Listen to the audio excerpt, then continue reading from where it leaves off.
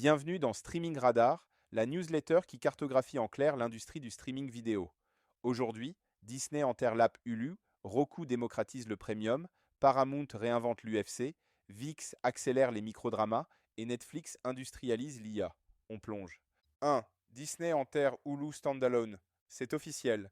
L'application Hulu autonome vit ces derniers mois. Bob Iger confirme une intégration complète dans Disney plus d'ici 2026. Pourquoi? L'équation économique est implacable. Les coûts hors programme de Hulu sont évalués à 2,9 milliards de dollars en 2025 et 3,3 milliards en 2027. L'élimination des infrastructures dupliquées vise 3 milliards d'économies avec une promesse clé, réduire le churn de 25% grâce à une app unifiée plus engageante. Techniquement, la migration s'étale sur 18 mois. Et, côté marché, Disney bascule comme Netflix, moins de communication sur le volume d'abonnés, plus sur la rentabilité. À l'international, Hulu remplacera la tuile Star dans Disney ⁇ pour une marque mondiale unique et une force de frappe publicitaire mieux packagée face à YouTube et Netflix. 2. Fox One et le retour du bundle. Fox One arrive à 19,99$ par mois avec Fox News, Fox Business, FS1, FS2 et Fox Entertainment en direct.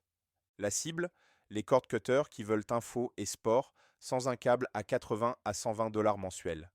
Le move majeur, un bundle avec Disney, Fox One plus ESPN à 39,99$ par mois dès octobre 2025.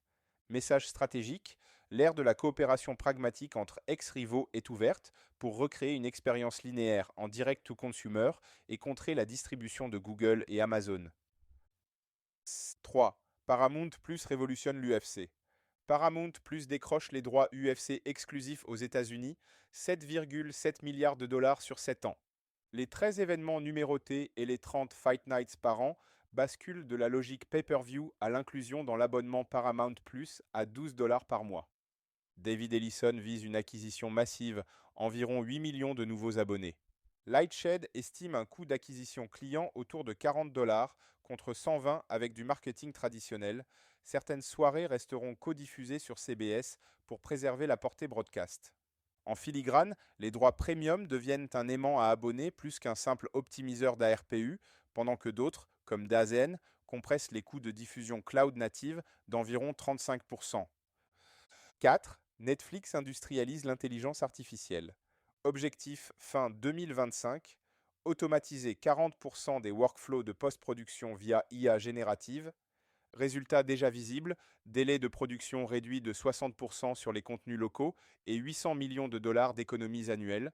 Au deuxième trimestre, 11,08 milliards de revenus, soit 16% de croissance annuelle, marge opérationnelle de 34,1%, ARPU global en hausse de 15,2 à 17,8 dollars.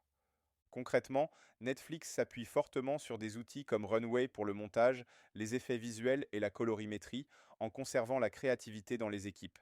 Cette efficacité compense en partie la baisse d'environ 24% des commandes de fiction, et 50% des productions sont désormais réalisées en Asie-Pacifique pour optimiser les coûts.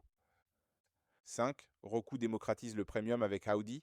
Howdy arrive au prix choc de 2,99$ par mois sans publicité, le SVOD le moins cher du marché.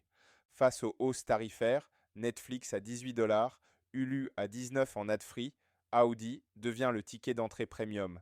Catalogue de départ. Près de 10 000 heures issues de Lionsgate, Warner Bros. Discovery et FilmRise, de Mad Max, Fury Road à Weeds. Anthony Wood précise, Howdy complète les services premium, il ne les concurrence pas.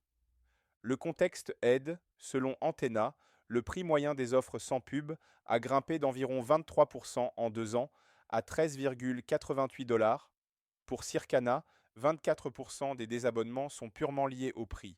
Et grâce à l'OS Roku, Howdy est mis en avant nativement sur l'écran d'accueil, portée massive, coût d'acquisition minimal.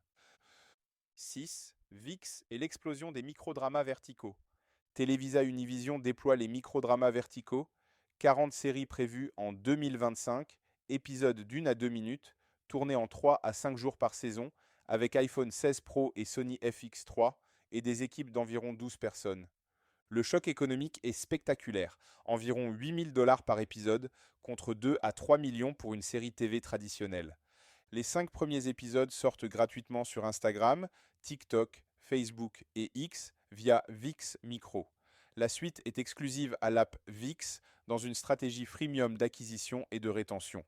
Côté revenus, CPM compris entre 45 et 60 $, bien au-dessus des formats mobiles standards à 12-20 et un engagement supérieur d'environ 340%, le vertical drama n'est pas un mini Kibi. C'est un contenu pensé mobile first. VIX teste déjà l'IA générative pour viser encore 50% de coûts en moins. Voilà pour le tour d'horizon. Vous écoutez Streaming Radar, la newsletter qui éclaire chaque semaine les stratégies, les chiffres et les signaux faibles du streaming. Si ce brief vous a été utile, abonnez-vous, partagez-le à un collègue et on se retrouve très vite pour la prochaine édition. D'ici là, restez curieux et rentables.